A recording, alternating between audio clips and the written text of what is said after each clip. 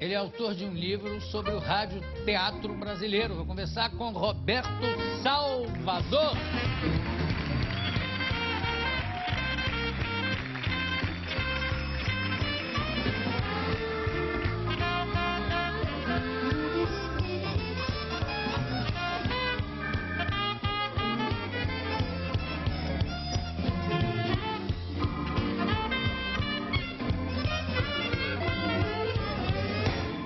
Roberto, você trabalhou no rádio, ou trabalha ainda no rádio? Trabalhei. Eu comecei em rádio com 13 anos de idade. Onde? Em que lugar? Eu trabalhei no Rádio Teatro da Rádio Nacional, fazendo papel de menino nas novelas.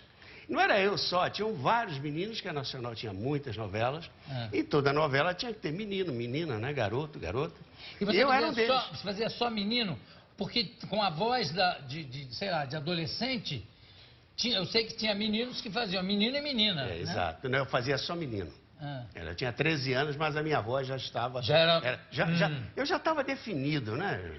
Já estava definido. Eu não perguntei isso nesse sentido. Eu perguntei... A voz já estava definida, né? Perfeito. Roberto, e você se interessou pelo tema...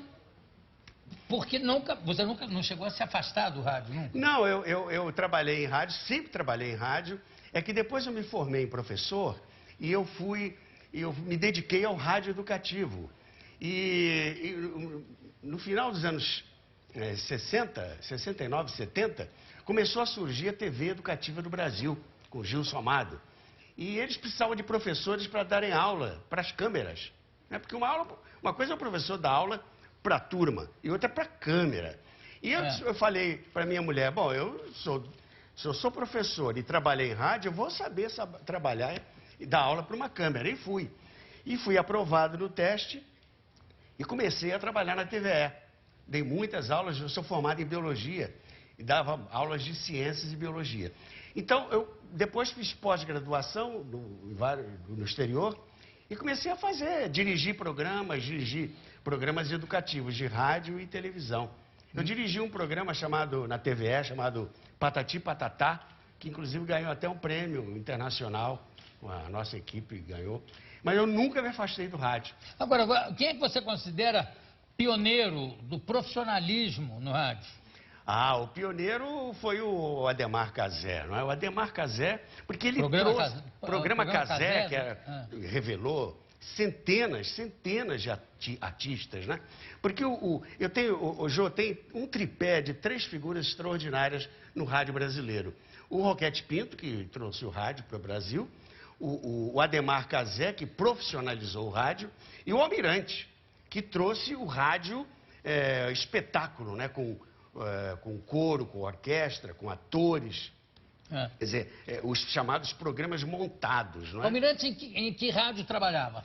O Almirante trabalhou na Rádio Clube, mas ele marcou época na Rádio Tupi e depois na Nacional. E depois ele voltou para Tupi e ficou na Tupi até sofrer aquele acidente vascular cerebral. Você sabe que uma vez o Chateaubriand encontrou com o Almirante no elevador da Rádio Tupi.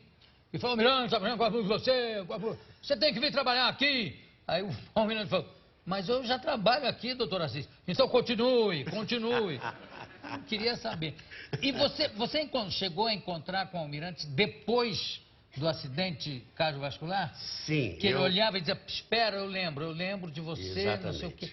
Era uma coisa impressionante. E foi recuperando a memória. Exato. Né? Eu fazia uma série de programas para o Projeto Minerva. Lembra-se do Projeto Minerva? Eu trabalhei no projeto, fazendo rádio educativo. E eu fui entrevistar o Almirante lá no Museu da Imagem do Som. E ele tinha esse programa. Levamos aí, gravamos, que era áudio, né? Ele contando a história do rádio e tal. E ele tinha uns lapsos de memória. Mas era uma pessoa de vitalidade extraordinária, ele não se dobrava. Ele disse, não, eu vou me lembrar. É impressionante. E ele passou a ter um problema de voz, ele tinha um vozeirão, ele dizia assim, eu vou me lembrar. Eu vou me lembrar. Então, era uma força de vontade extraordinária do Almirante. E programas de auditório, novela, era gravada com plateia? Não, primeiro, nada era gravado. O rádio era todo feito ao vivo. Tudo ao vivo, até porque... Mas isso você está falando de que época? Eu estou falando dos Até... anos 40, 50, 60... Mas era gravado ou não? Não, era tudo ao vivo. Não, sim, era feito ao vivo, mas era gravado para guardar. Né? Sim, a Rádio Nacional e a Rádio Tupi gravavam os programas conforme eles iam ao ar. Gravavam naqueles discos acetatos, não é? Para servir de laboratório. Terminado o programa, depois que acabava tudo, ia todo mundo para uma sala, botava lá o disco lá, e disse, olha, você errou aqui, olha, o áudio não botou o microfone nos metais, os metais não apareceram, o ator ficou assim, ficou assado. Então, era, na verdade, um laboratório, né? Porque a Nacional... E graças a Deus que ficou como registro, como arquivo. Exato, esse material, foi graças a esse material que eu pude escrever o meu livro. Como é que os atores se vestiam para fazer programa de rádio? Eles se vestiam no programa de rádio como se fosse se apresentar num grande espetáculo. O Floriano Faisal, que era o diretor de Rádio Teatro Nacional, obrigava... Olha, rádio teatro não aparecia nada, não era auditório, era dentro de um estúdio. Os homens eram obrigados a andar de terno e gravata e as mulheres devidamente bem vestidas. Então elas iam como se fosse uma festa. E à noite, tanto na Nacional quanto na Tupi, todos se vestiam, as mulheres de longo, a orquestra toda de smoking e os atores também de smoking, roupa preta, etc. E era um espetáculo, né? Aquela orquestra, aquele coral. Isso Nacional do Rio de Janeiro. Nacional do Rio. Na Tupi era a mesma coisa, Tupi do Rio. Tupi do Rio. Eu comecei a frequentar o estúdio da Rádio Tupi porque eu morava em frente, meu avô morava em frente à Rádio Tupi. Até no livro eu coloquei uma foto do casarão que existe até hoje. E a Tupi tinha um auditório na Avenida Venezuela, que era num andar térreo, tinha os estúdios, né? Eram 5 andares, e tinha um auditório. E esse auditório tinha ar-condicionado, coisa raríssima na época. Tinha ar-condicionado e, o máximo, Jô, painéis de Portinari, que o Chateaubriand adorava arte, né?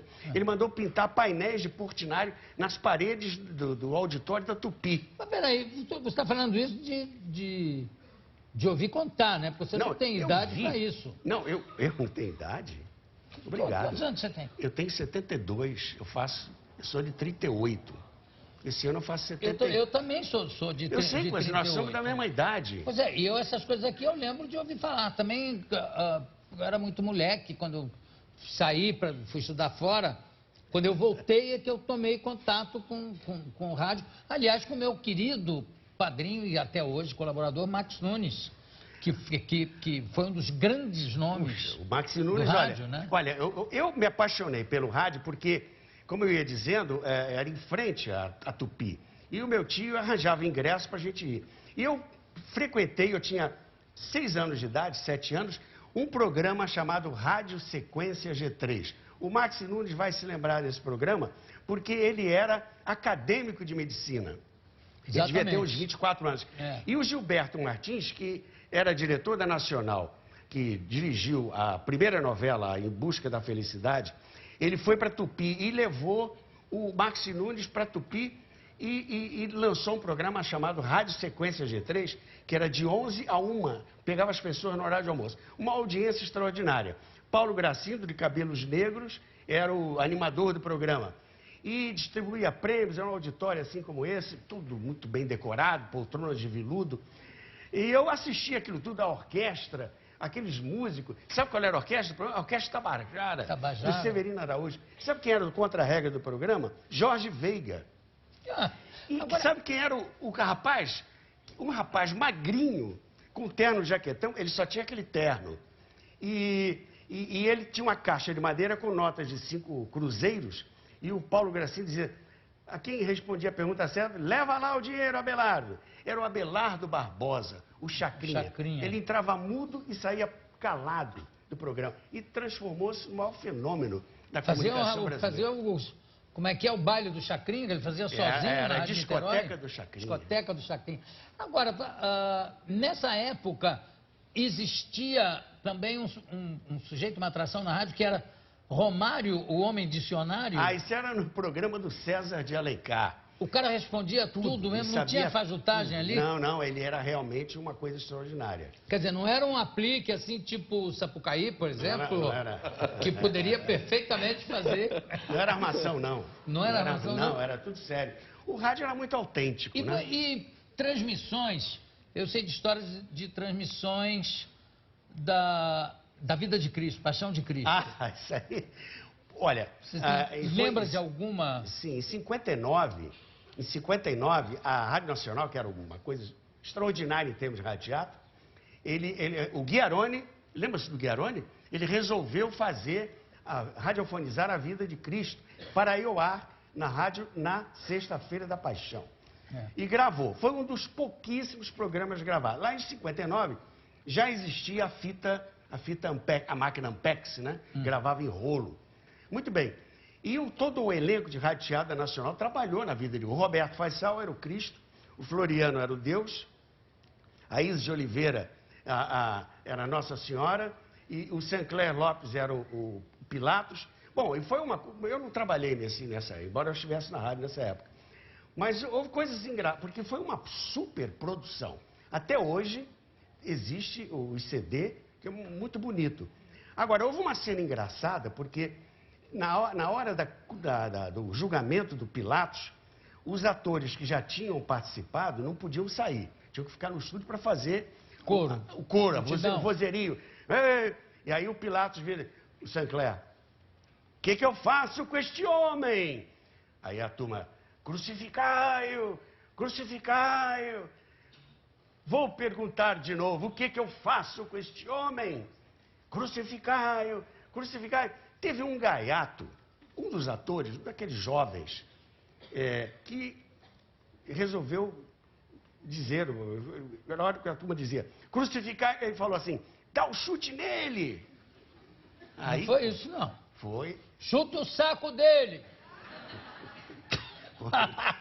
Eu sou uma pessoa comportada, né? Mas foi chuta o saco dele. E olha, era gravado. Aliás, ele só fez isso. O Floriano ouviu a música. Foi para casa ouvir? Ouviu para querer saber identificar a voz.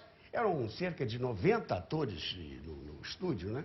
Mas aconteciam coisas muito engraçadas. Desculpa, sem querer interromper, já interrompendo. Eu lembrei que teve uma outra vida de Cristo dessa, que tinha um português ali na Praça Mauá, ali perto da Nacional, que pediu para ser figurante, para ir gritar também. Aí, na cena de apedrejar a mulher, eles gritavam, apedrejem a prostituta, a prostituta. E saiu aquela voz com sotaque no meio daquilo tudo, dizendo, prostituta, prostituta. E foi ao vivo, foi paciência, né? Agora, aconteciam coisas curiosas, os profissionais eram muito bons, mas como era tudo ao vivo, aconteciam umas coisas engraçadas. Uma vez no programa do Sombra, que era o Sancler Lopes, que fazia lá no Rio, e o Gabos Mendes aqui em São Paulo. Era um detetive invisível. Agora, vocês imaginem fazer um detetive invisível no rádio, né? Era complicado. Mas era uma série vitoriosa nos Estados Unidos, e o que fazia? Quando o detetive, o Sombra, se tornava invisível, a voz dele ficava cavernosa e trazia a voz que ninguém sabe o mal que se esconde nos corações humanos. Bom, e numa cena tinha uma luta, o Floriano era o bandido e o Sombra, claro, o detetive. E há uma luta e o Floriano, né, o bandido, vira-se pro Sombra e diz assim, eu vou te matar, canalha! Vou te matar com este revólver! Claro, a rádio é redundante, você tem que dizer, eu vou te matar com este revólver, que é o ouvinte poder imaginar. Eu vou te matar com este revólver! Aí o contra-regra, a espoleta falhou. O Floriano, o contra-regra, o meu revólver falhou! Ainda bem que eu tenho esta faca! saiu o tiro.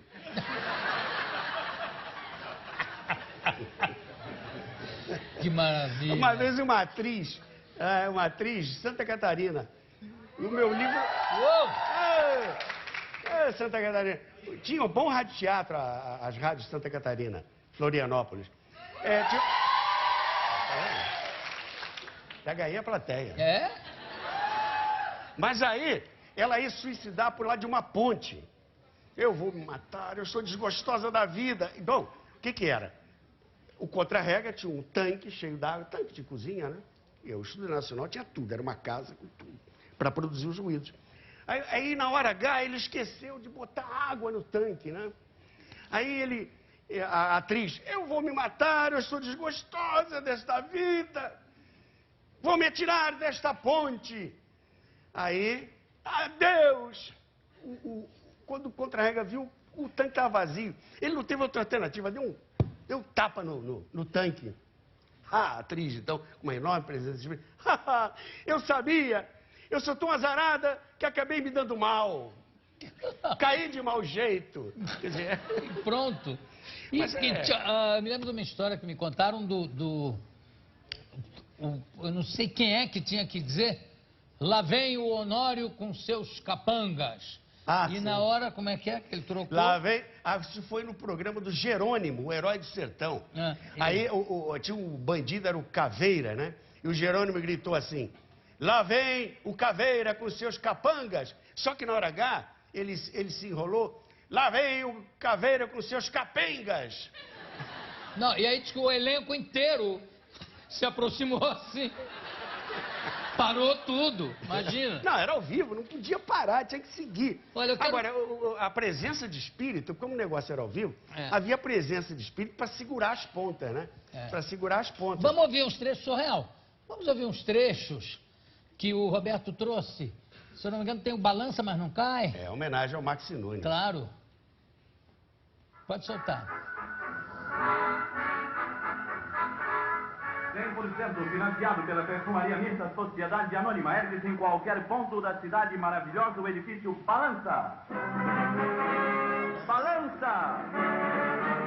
Balança! Mas não cai!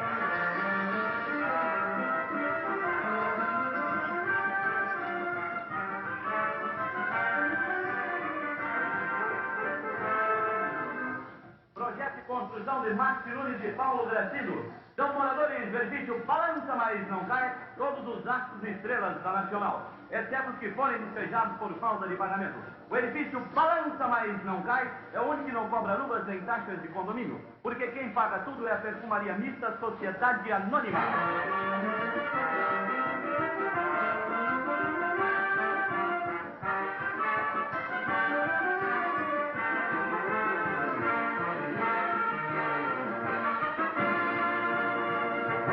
Começa a confusão no edifício Balança, mas não cai.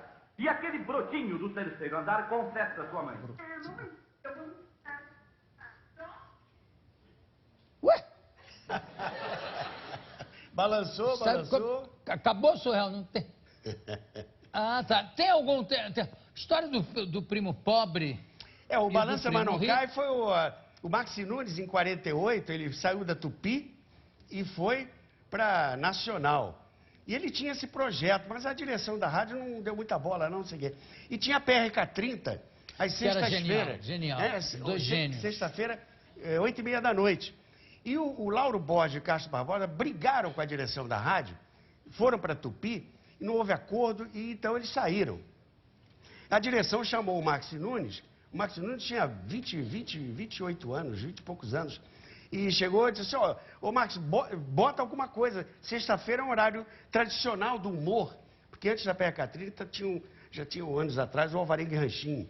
Então não podia botar mais nada, tinha que ser um programa humorístico. Aí o Max Nunes chegou a ter aqui um projeto de um edifício muito louco. E tal, aí lançou. E foi um sucesso extraordinário. Porque o Max, um gênio do rádio, Max Nunes. Ele criou esse prédio onde aconteciam as coisas. Eram piadas isoladas.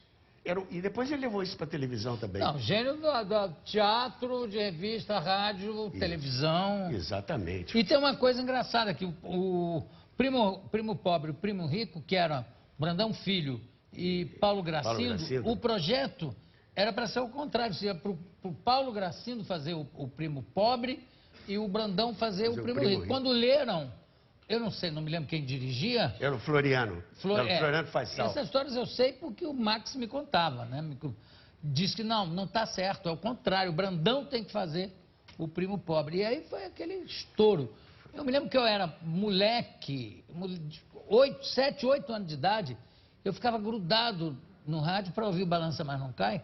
Eu e a família toda, né? Todo mundo ficava ligado. Eu queria terminar o nosso papo mostrando aqui uma montagem com imagens. Primeiro mostrar o livro de novo, era do Rádio Teatro, Roberto Salvador, pela editora Grama. Quem quiser o livro, pode dar o meu site? Claro. www.aeradoradioteatro, tudo junto, .com.br. Entra lá e tem lá, pode adquirir o livro, que é o único livro que fala sobre rádio teatro. Na história não tem. Desculpe a falsa de modéstia. Não, mas não imagina, tem, que é isso. Não tem. Vamos lá, vamos, por favor, ver a montagem. Vai falando quem tá. César de Alencar e Carmélia Alves. Blackout. Bob Nelson. 4 ases e um coringa. A capa da inauguração da rádio. Carmélia Alves. Luiz Gonzaga. Ainda o auditório da Nacional.